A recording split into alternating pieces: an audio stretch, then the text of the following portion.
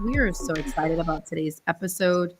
Happy Juneteenth, happy late Juneteenth to those of all of us out there that were celebrating Juneteenth. I hope your Juneteenth was restful for those that had the day off. I hope you did. I hope that you were able to remember and reflect on the contributions of our ancestors of Black Americans who have contributed so much to our country and to our world as we know it today.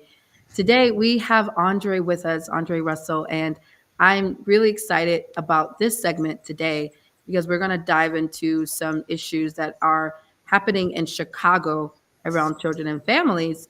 And then we'll also get to talk about Black Santa Claus, which I am personally excited about. I know it's not necessarily in season, but I think there's a lot that we can learn from Andre and his industry. So, Andre, thank you so much for being with me. I'm excited to have you today. Thank you for having me, Shanequa. I am very excited to be here and a little nervous, but I'm definitely excited.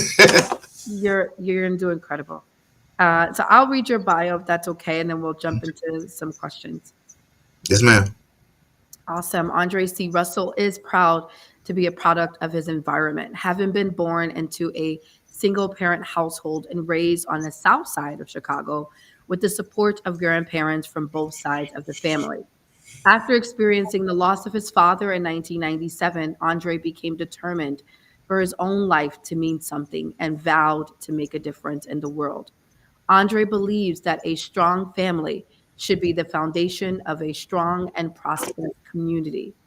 This pursuit has led Andre into a larger world of positive social outreach and community advancement. This includes the creation of his own nonprofit, countless volunteering opportunities for youth advocacy, community action, and working within the nonprofit sector in a variety of ways, including mentoring, providing resources, and case management services. He is currently working in academics as an educational specialist at Ada S. McKinley, providing support for first generation high school graduates. Wow. Andre also serves as a volunteer facilitator for the Brilliant Brown Book Club, a mentoring and literacy program, support for various community based initiatives such as Watch Guard Chicago, a volunteer service to curtail carjacking, an active member of Joseph Lodge number 12, of MW St. John Grand Lodge, and also serving the nation as Drizzy Claus, Chicago's Black Santa. And Russell is a dedicated agent of change. Wow, I love that. This is so incredible. It's so refreshing. Just hearing and reading your bio, Andre. Thank you. Thank you. So Appreciate it. yeah, no, I appreciate you and for what you're doing. So you grew up in the South Side of Chicago. And typically, when people hear that, they're like, "Wow, that what was that like?" And so I'm wondering if you can tell me more about what was it like for you growing up in the South Side of Chicago and being raised by your grandparents. Right. So let's go ahead and dispel some myths and rumors. When people see Chicago, hear about Chicago, I don't know what image they have exactly of Chicago, but it's not Shootoutville, it's not rough and tough and everything like that. In fact, I like to joke about myself, staying on the mean streets of Dante. And if anybody have ever been by my house in my neighborhood, when I say the mean streets, they look at me like, seriously? Like this is this is me. Okay, your manicured grass. Okay, your quietness over here. I pretty much grew up in a very safe, relatively safe environment and neighborhood on the south side. It doesn't mean that there were things that I didn't encounter, because there's always things to encounter with your choices and everything like that. But for the most part, it wasn't like I had to like scrape to survive. I'm not going to give you a struggle survive story. I don't have that. What I do have is a story of people who make choices and have to live with their choices and consequences accordingly. So for that, yes, I definitely have a few of those adventures that I went through, but it wasn't like I had to, watch my back everywhere I went. It wasn't like that because I was raised by my grandparents and my mom and my dad to like make those decisions to watch out for people and watch out for certain things and don't get involved in certain activities. So that's pretty much been my background and my backdrop. But if you ever came by to 87th Street, Stony Island, whatever, in my neighborhood, it's pretty decent. There's some things going on over there around, but my block's pretty quiet. Well, definitely. Well, you definitely dispel some myths here for us. I think it's very similar in New York when they hear about New York. The only difference is, yeah, the myths are true about New York for sure. Yeah. I always tell people you're visiting there, if you're going to go to the Bronx, make sure you got somebody that knows the Bronx to go with you. So thanks for dispelling those myths for us, Andre. So you lost your father at a young age, and we talked about this a little off camera before we went live, but talking about how it had this profound impact on you, wondering if you can speak to what that was like for you, and then how does that personal loss influence your determination and making a difference in the world? Yeah, I bet. Thank you. Basically, when I was growing up, I mean, my dad was around, but as far as being like an integral part of my life, it wasn't exactly like there. I remember seeing him mostly, when I was in trouble. He'd come around for that, to set me straight, so to speak. But when I got older, it was a hope of trying to build a relationship, a communicative relationship, but it didn't exactly happen. I got in trouble at one point, and he was very disappointed because he had hopes of me to like be like a good kid, good student, everything like that. And I took a wrong turn and got in trouble, and he was very upset. And that he held a grudge for a while, and that grudge kept that disconnect going. And so when I started going to college and doing everything like that, he had got sick and he passed away due to his illness. And we never had a chance to connect, to see, me basically improve myself, cause I wasn't on that level of where I am now. I was not exactly the best student. I wasn't exactly applying myself. I was just out there, kind of like just living, but not really thriving, So when he passed, and the way he passed, with us not having that connection that I wanted, I felt as though I was going to take this motivation to make sure that, if he was looking down, he'd be proud of me, That's the main thing. That was my main motivation. I wanted him to be proud of what I have done since then, because up to that point, it was nothing to be proud of, But now, if he was here, I know for a fact he'll be definitely proud of what I've accomplished, what I've done. He probably had jokes and everything to some degree, but just making a difference and making an impact. So my name meant something, because at the time I wasn't really on that at all. Wow. That just the idea of wanting, and it makes a lot of sense too, like during the time when you started to actually apply your dad's words, and wanting him to be able to see the fruit of his labor and the fruit of what he's poured into you, even though he may have been there during times when you needed sort of to be checked. But that reminds me of the importance of a father's validation. And I'm wondering if you can speak to how important that is, or especially for Black men and Black boys, and then the result of that when that's absent, what happens? I truly believe that validation from a father or a father figure is important, because we, as young Black men, young Black boys, kind of need that in our lives, to help guide us in the right direction, so we know how to treat others, we know how to treat women. I think that's a lot of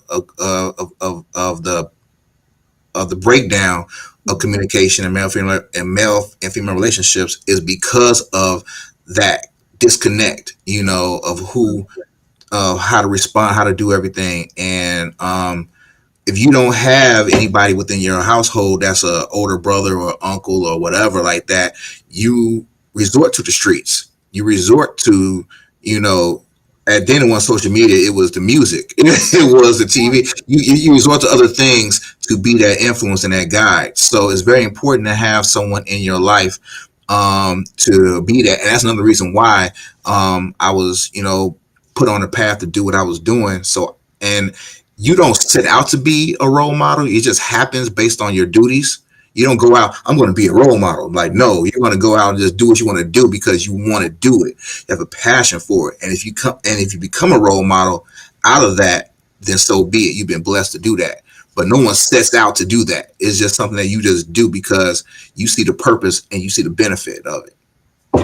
So incredible. And that's exactly the word that was coming to me when you were talking about you don't really set out to do this thing, but when you're doing it, you're essentially walking in purpose. And by walking in purpose, you do become a role model to Absolutely. others that are looking up to you. Um, you're in Chicago, and I know the landscape might be different in other states, but wondering if you can speak to what are the challenges that you have seen that Black young people and Black families are facing. If you can sort of narrow it down to like the top two challenges and your work and your experience in social justice and community advocacy, what would be those top two challenges that you believe that Black kids and families are facing? I'm gonna come out the box and say consistency and opportunity. Okay. Opportunity meaning that there are a lot of different like resources and programs out there that are available, but if you don't know about them, they don't exist, and they Mm, don't and you don't have access to them, there's no way to know, and then you go out and make your own choices. That's the opportunity part, of being able to expose them to educational resources, to environmental and exposure to other things in the community that can get them out of um, whatever circumstance that they're in. Because if they don't think they have a way out, they're going to stay where they're at. Consistency is the people in their lives that pour into them. wow. A lot of times, a lot of young people get their energies from school. Whether it's sports, whether it's extracurricular activities, whether it's their friends, whether it's their mentors, they're usually school based or church or whatever case may be. Well, let's go with school.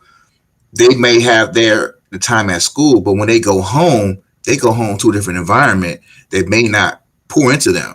They may not support them. They may not encourage them. So you have that imbalance of support coming in.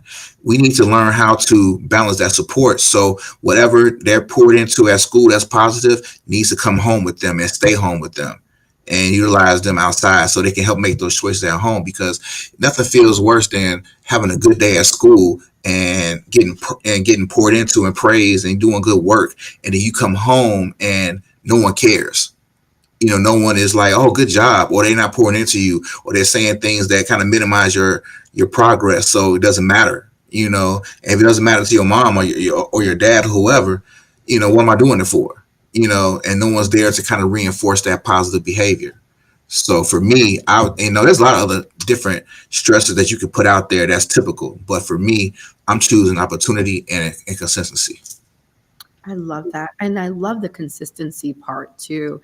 I was thinking of it in another way, but I love the way you talked about it in a sense that if they're in one environment and they're being poured into, whether it's at church or school, but in home environment, if that's not being reinforced, that's the environment that really matters most, right? That's their upbringing, that's their rearing, that's their identity.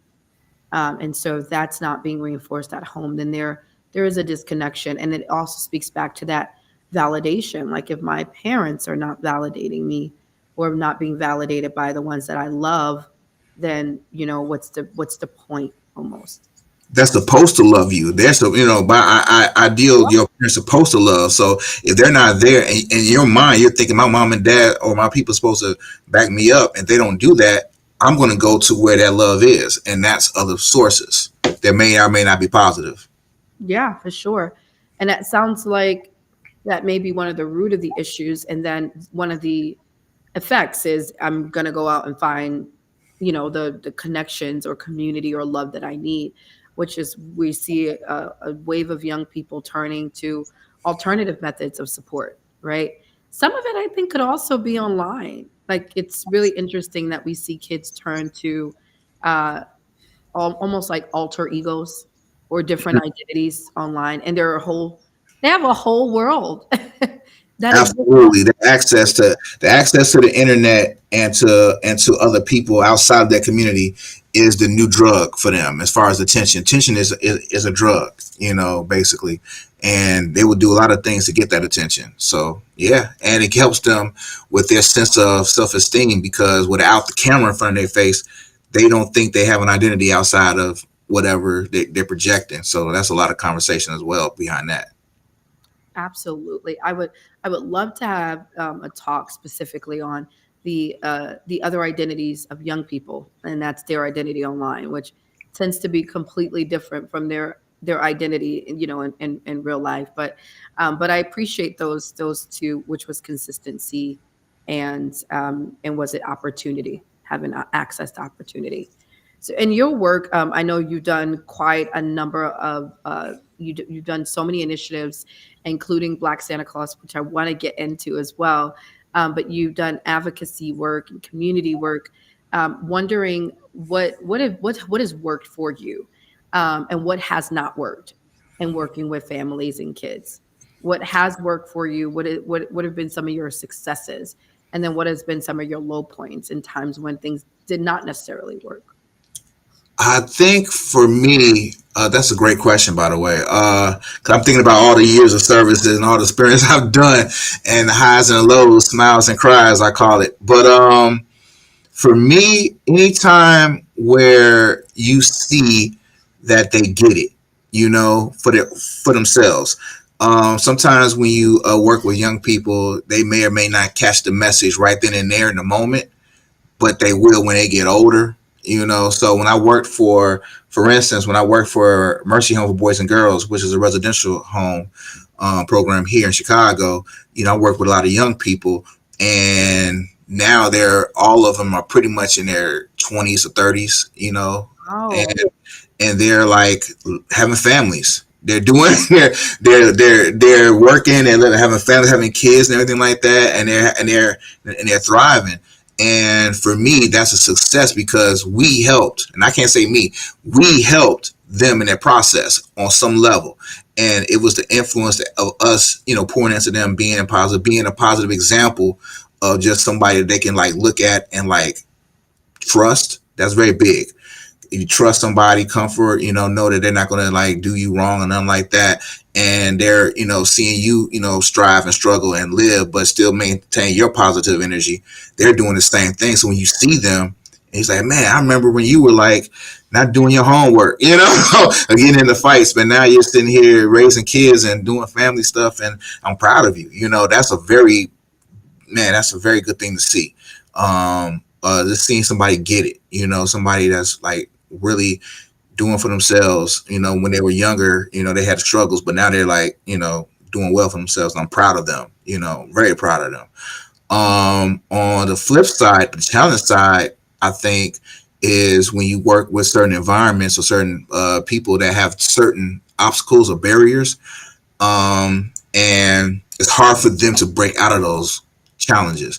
Like when I used to work with juvenile offenders, and my job and was to help them kind of like reacclimate to going back to school or getting a job or whatever, like whatever they had to do to stay out of jail, stay out of trouble.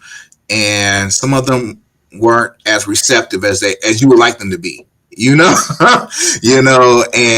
when you do something as far as you help them identify work, you help them identify things they want to do. Like, you want to work here? Okay, cool. Let's do this. Let's do that. Let's get you into the interview mode. Let's pour in. I'm going off of what you want to do.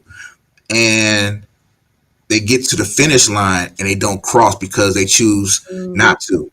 And I'm not going to get any further on that, but it's been definitely a couple of instances where you have done everything you've done, to support somebody, and they still don't cross the finish line by their own choice. And that's discouraging. Or you had one incident, and this still affects me to this day. And this young man, when he came into our program, he was very like mischievous, to say the least. And and very challenging. And he and they warned me about him. Like he's gonna get on your nerves. He's gonna do this. He's gonna do that. He's gonna get on your nerves. He's gonna make you snap. And I did everything I could to not show him that side. Sure. He didn't do much to make me mad, but I could see that he was trying to push buttons. Yeah. But I never let him see me sweat. I never let him, whatever. And he ended up finishing the program. So he finished the program, and we had like a little graduation for him and everything. Had a little certificate, like I'm proud of you, blah blah blah. And he said, "Mr. Russell, and it was so funny to this day. He said, "Mr. Russell, I promise you, I tried to make you mad. I tried to break you." And I was like, "What?" Because that's what he was used to doing. Because he was Yeah. a jokester. He was a jokester, and he was playing and everything like that. But a lot of people don't have the patience for it. But I made sure to give him that patience to say, "Hey, you're not going to get me. I'm going to still pour into you and do everything I'm going to do, support you, did everything." So we had a great relationship. He even came back after he finished our program to show that he completed his probation. Wow. So he was like, "Mr. And I asked for it. He came in there and showed it to me. Like that was wonderful. Now, on the sad part about it is he ended up losing his life due Oh. to gun violence on the street. Oh God. Somebody shot him and everything like that. He was he was a victim and everything like that. But I use it as a cautionary tale because this to say that you never just know. You never know what kind of impact you have on somebody. If he would have still been here, what he could have done outside of this, because he tried to do the right thing. He showed me he was doing the right thing, and he was still taking. So I try to pour into people I'm working with now, so they never see that side. So they don't Mm. have that opportunity to fall into that. So it's a lot going on that motivates you to just push and keep going and make a difference any way you can. Wow, that was so heavy. That was a heavy drop, and I want to acknowledge those um, loved ones that lost their loved ones due to gun violence, whether it was a son, a daughter, um, a friend, a cousin, family member. I just want to take a moment and acknowledge that there has been a lot of lives we've lost due to gun violence. Um, and unfortunately, some of it has been with black. It's been black on black crime. Um, I think that's why we have these conversations. We wanna figure out how do we save lives and stop this from happening. And like you said, sometimes your finish line is right there, but you don't. Sometimes it's the willpower to cross over, or sometimes it's some you need someone to hold your hand to cross over. Some people don't have the strength to cross over themselves. Absolutely. Absolutely. Yep. That's one of many stories. Like I said, I got one of many stories, and I do. It's heavy, but that's the life that we live. That some of us live. That we work in this field. We're kind of conditioned to it. We might not always like it, but we're conditioned to have that reality. So when I got out of that job and started working in education, working in schools, it was a lot lighter. That it was a lot lighter and a lot more different stories and everything like that. And I have way more different adventures with the kids now than I did back then, and I like this part of it now. But I never forget that because it helps me motivate the young generation of what not to do. Yeah. It's also incredible. Whatever, I don't know the young man's name, but I think the incredible part was there. I think there are multiple lines we cross in life, and I think he did finish one, and that was the program. Um, Absolutely. and I Hmm. think you did an incredible job at maintaining yourself in your posture, so that you didn't necessarily like break, right. And for him, I think that was the consistency that you said we need, that he was able to see that in you. So that's incredible.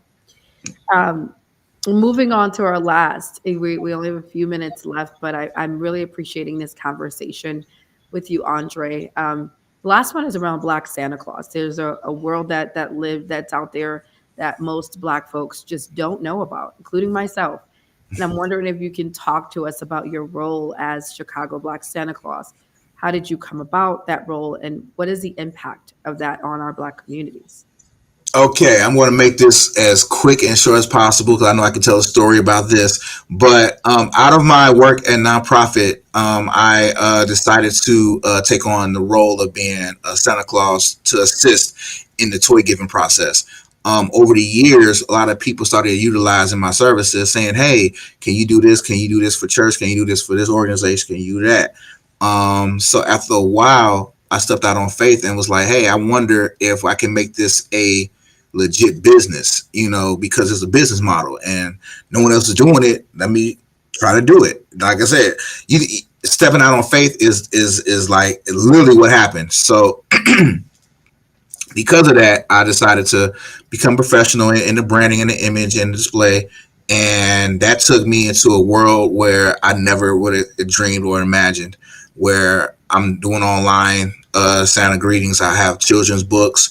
I've been doing things for the city of Chicago. I've done things for other cities and suburbs around Chicago, for different organizations, Jack and Jill. I mean, you name it. I've done a lot of different things, and I've been blessed to do it. But the benefit is the fact of you are going to be someone's memory for longer than you, for longer than you. I mean, think about when I see kids that the parents come to me when their kids are like 6 or 7. It's like, I remember when you was here and you was this and everything, and here the kid is like 7 years old, and they got pictures of me with them holding them as a baby and everything. And this is stuff that's consistent. You're going to be a family memory. You're going to be something that they can pass down to their kids. Like, I remember when I saw Black Santa and he was here and everything like that. And the people that just say they've never seen Black Santa growing up, or they wish they had a Black Santa, image growing up. To be that person is definitely like a blessing and just an opportunity to just, spread love and spread joy, because it's definitely smiles all around. It definitely smiles all around, no matter what. Even the baby crying, it's still a funny moment. And then I can imagine that you probably hear the kids' dreams, right? Oh You yeah, know, the wishes. Seems I heard some wishes. I heard some good wishes. I heard some good wishes yeah. about some of them are more like what they want for Christmas. Other ones are more like I heard recently there was one last year about my mom, not my mom, but their mom wanted like a date or something, and I I think they tried to set me up with a mom, and I was like, I'm confused. What's going on? I can't remember the exact thing they said, but it was so funny because she said, because the little kid said something about my mom is single or something. And I was like, okay, but yeah, it's definitely fun. It's definitely an experience. Every year is always great, and I enjoy this immensely. I never knew that doing this would take me to where I am now, but I love it. And it's incredible. And I hear the passion in your voice when you're talking about it. When you think about Santa Claus, and I think I mentioned this before we came live, you think about love and unity and all the things that remind us of what life is truly about. Think about the message of hope. And it's almost what you're representing, right? When you're going into those communities. But what I love about it is it's a Black man. And typically when we think about Black men, the images are not positive. You don't really see a Black man spreading a message of love and unity and community, right? We see the opposite. So it's almost like you're destigmatizing the stereotypes of Black men being aggressive and angry and destructive, right? And that they can Absolutely. restore and be family men and spread love. Absolutely, absolutely. It's always a good time, and that's another good image that I have that I'm proud of. The fact of that I maintain and try to maintain that, and like my day to day is to be that person, and it's hard. It's hard sometimes because sometimes you don't feel like it. Sometimes you don't feel like putting on that happy face. You got to have your time, but when it's for the sake of work or duty or whatever the case may be, or even being Santa, when you're at your last days towards Christmas and you're tired and everything like that, and you just, you got to just shake it off and do it because you're doing it for a higher purpose, so to speak. And when it's done, it's done. But while you're there, you are in the moment, and that's it. You can't be like, I always say I don't want to be like Bad Santa. You know that movie Bad Santa? That's not the image you ever want to portray at all. You never want to be like, I'm eating lunch. I don't, all of that stuff. So many different jokes about that, but I don't want to be that. So you have to definitely be on and positive, but it's a part of your energy, part of your day to day. It's okay. So it's okay to have, like, bad days, but not as Santa. That's so incredible. And I can go on and on, but we don't have the time. But I'm thinking of even like kids that don't have father figures, like the importance of even Black Santa around Christmas when people might be grieving. Typically, depression and anxiety and suicide is on the rise during Christmas. So even having those moments where you can see this role model that's spreading love, it can really help people's mental health, mental wellness. So I really appreciate you for what you're doing in the community. I'm really hoping that we can get you to New York one day with our families. If not this year, maybe next year. But I talked about our giveaways. We'll be going into our 11th annual giveaway this year. It'd be great to have somebody like you helping to spread love and community with our kids and families. Dreezy Claus Invades New York would be a great title for a web series or something. That'd be fun. That would be fun. I'll definitely look into that.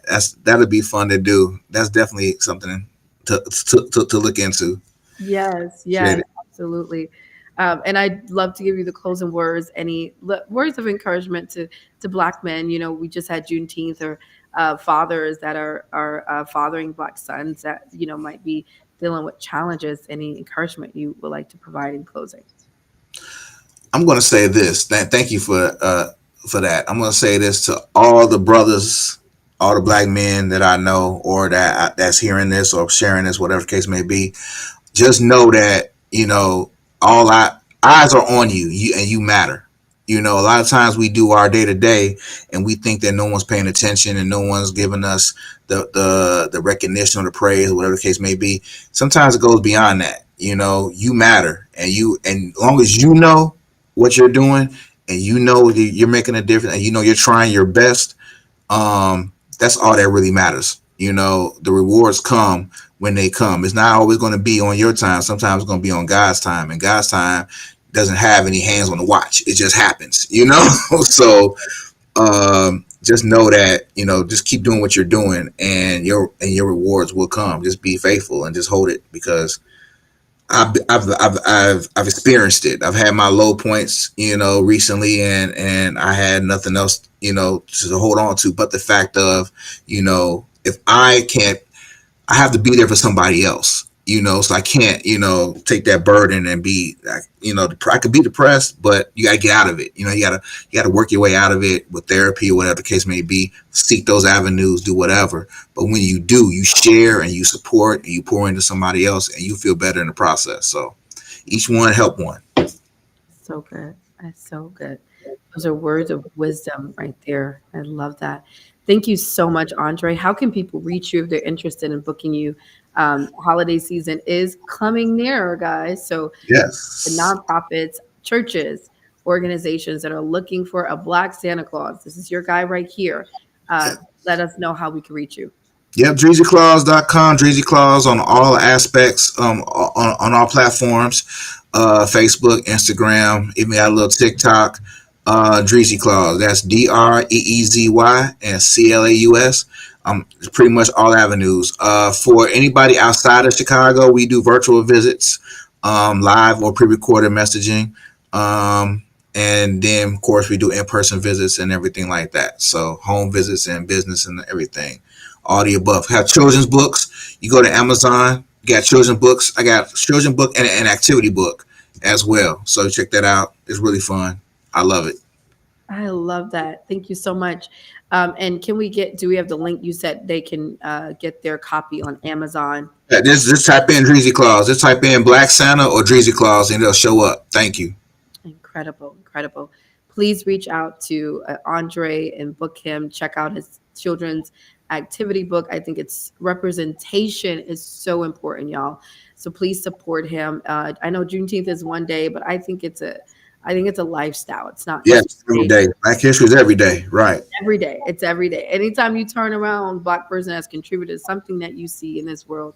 and our nation. So please support Andre and his work. Andre, thank you so much for being with Thank me, you. Thank spending you. this time with me. It's been incredible. It's been uplifting and insightful. Thank you so much. Thank you, Ms. Moore. Thank you. Appreciate it. Absolutely. And I appreciate you all for tuning in to today's message. If you were uplifted by this conversation, we want you to help us share it out to your networks, to a Black father, to a colleague or uncle or cousin or just a friend. Please share it out. We want to continue getting out these positive messages. Don't forget to follow us on all social media platforms at iRaise.org. And don't forget to visit our website for updates on upcoming services and programs for your children and families. And last but not least, don't forget to follow me, Shanequa E. Moore, on all social media platforms. We're live streaming our podcast episodes. And so you want to make sure that you're checking out the page. Every Friday, you'll see a live stream dropping. We just dropped one, I believe, a few days ago. And so just make sure you're staying on top of all the great content that's being rolled out, designed just for you. We appreciate you all so much. We love you guys, and we will see you again next week.